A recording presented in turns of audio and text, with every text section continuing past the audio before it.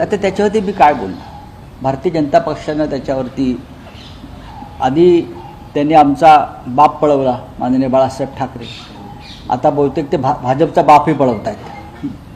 इंग्रजी दैनिकाला मुलाखत दिलेली आहे, त्यामध्ये शरद पवार असं म्हणाले की आमच्यामधला एक गट जो आहे तो अजित पवारांसोबत जाण्याच्या मनस्थितीमध्ये आहे.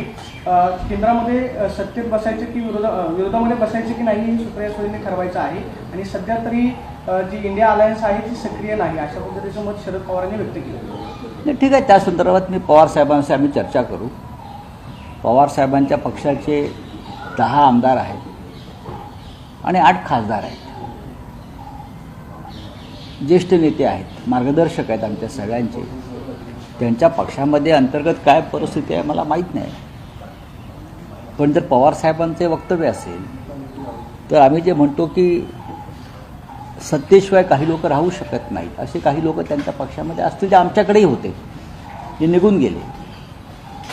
आता पाहू आम्ही. असं वाटतं की इंडिया आघाडीमध्ये किंवा महाराष्ट्र विकास आघाडीत सक्रिय होण्याची गरज आहे. पण सध्या देशातली जी परिस्थिती आहे ती निवळल्यावर आम्ही त्याचा विचार करू. सगळ्यात आधी देशातल्या परिस्थितीकडे लक्ष देणं गरजेचं आहे. चलो, थँक्यू.